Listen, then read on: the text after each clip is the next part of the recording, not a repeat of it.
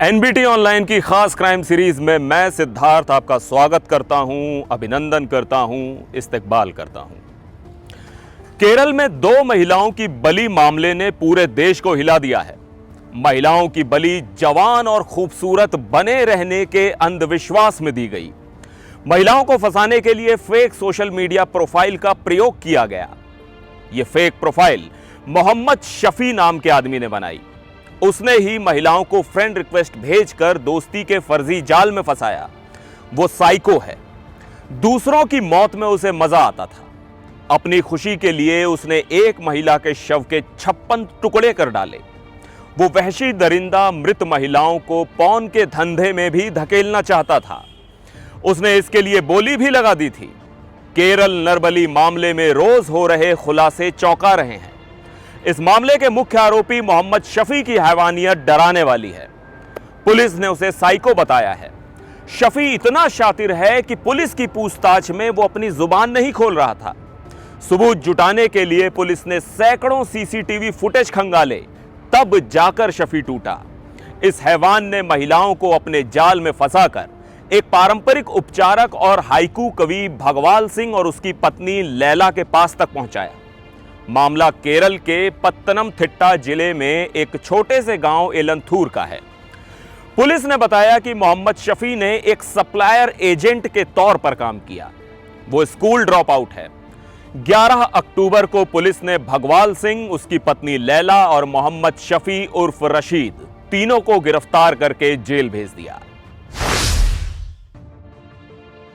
Police ने court को सौंपी अपनी रिपोर्ट में इस नरबली का मुख्य आरोपी मोहम्मद शफी को बनाया है। पुलिस के मुताबिक शफी ने ही इस खूंखार घटना की योजना बनाई और हत्या को अंजाम दिया। रिपोर्ट में कहा गया है कि शफी की इस हरकत में भगवाल सिंह और उसकी पत्नी लैला ने पूरा साथ दिया। रिपोर्ट में दिल दहला देने वाली जानकारी है। इसमें बताया गया है कि 52 साल की पद्मा के शरीर के 56 टुकड़े कर डाले गए थे। दोनों महिलाओं के साथ इतनी दरिंदगी की गई जिसे बयां नहीं किया जा सकता। आरोपियों ने दोनों महिलाओं को बांध कर रखा, प्रताड़ित किया, कत्ल किया और शवों के टुकड़े कर डाले। भगवाल सिंह और उसकी पत्नी लैला के कबूलनामे चौंकाने वाले हैं। बताया जा रहा है कि उन लोगों ने महिलाओं को मारने के बाद उनका मांस खाया, पूरे घर में खून छिड़का। उन्होंने ऐसा इसलिए किया क्योंकि उन्हें अंधविश्वास था कि ऐसा करने से उनके घर धन और समृद्धि आएगी और वो हमेशा जवान और सुंदर दिखेंगे। मोहम्मद शफी उर्फ रशीद ने श्रीदेवी बनकर भगवाल सिंह से फेसबुक पर दोस्ती की। श्रीदेवी ने भगवाल को बताया कि शफी नामक जादूगर की मदद से भगवाल अमीर बन जाएगा। भगवाल सिंह और लैला को इस बात का अंदाजा नहीं था कि श्रीदेवी कोई और नहीं बल्कि रशीद उर्फ मोहम्मद शफी ही है, जो एक फर्जी प्रोफाइल के पीछे छिपा है। भगवाल ने श्रीदेवी के दिए फोन नंबर पर फोन किया और मोहम्मद शफी उर्फ रशीद को घर पर बुलाया। अमीर बनाने का ख्वाब दिखाकर रशीद एलंथूर में भगवाल सिंह के घर अक्सर आने जाने लगा। बहुत ही कम समय में रशीद ने भगवाल और लैला के साथ अच्छे रिश्ते कायम कर लिए थे। पुलिस सूत्रों के मुताबिक रशीद ने अपनी प्लानिंग का पहला दांव तब चला जब उसने दंपति से कहा कि उसे भगवाल की मौजूदगी में उनके घर पर लैला के साथ यौन संबंध बनाने की आवश्यकता होगी। अमीर बनने के लालच में अंधे भगवाल और लैला ये करने को राजी हो गए। रशीद ने लैला के साथ सेक्स किया और इस दौरान भगवाल हाथ जोड़कर खड़ा रहा। लैला के साथ सेक्स करने के बाद शफी ने अपना दूसरा दांव खेला। अब उसने दोनों पति पत्नी को यह यकीन दिलाया कि उन्हें अमीर बनने के लिए अपने पापों को धोना पड़ेगा। इस दौरान उसने उन्हें नरबली देने को कहा। इतना ही नहीं, शफी ने ही उन्हें यह इस बात पर भी आश्वस्त किया कि नरबली के लिए लोग भी वही खोज कर लाएगा।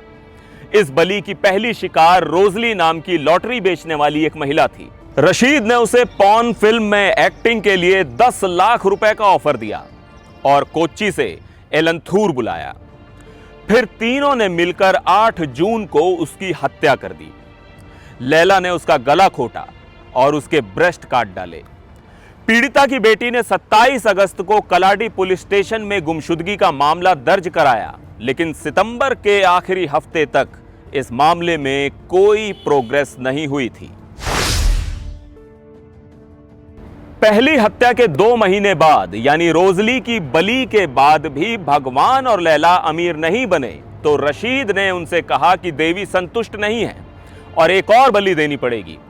इस बार भी उन्होंने शिकार बनाने के लिए एक और लॉटरी बेचने वाली महिला पद्मा को चुना, जो मूल रूप से तमिलनाडु के धर्मपुरी की रहने वाली थी।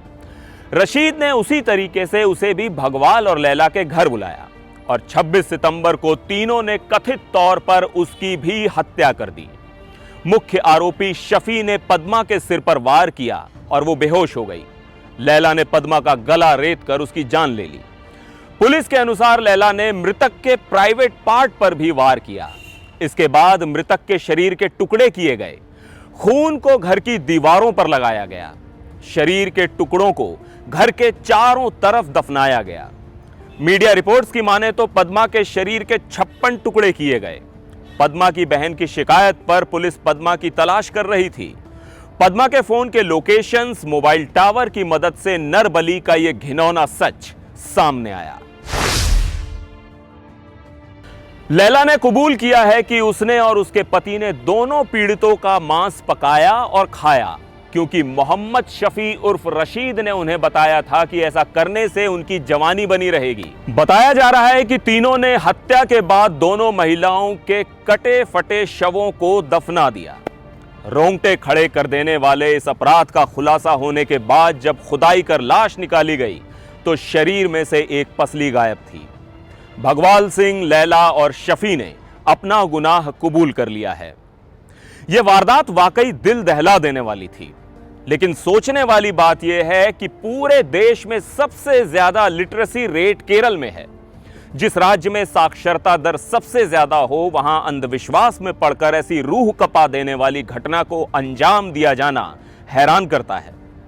हमें इस बात को मानना होगा कि अमीर या सक्सेसफुल बनने के लिए कोई शॉर्टकट नहीं होता। मेहनत और पुरुषार्थ के बिना जीवन में कुछ हासिल नहीं होता। शायद यही वजह है कि भगवान ने हाथों में लकीरें तो दी, लेकिन उनसे आगे उंगलियां भी दी हैं, ताकि इंसान भाग्य से ज्यादा अपने कर्म पर फोकस करे। लेकिन अफसोस होता है जब लोग अंधविश्वास में पड़कर ऐसी विभत्स घटनाओं को अंजाम दे देते हैं। आज के लिए बस इतना ही। फिलहाल मुझे दीजिए इजाजत। नमस्कार।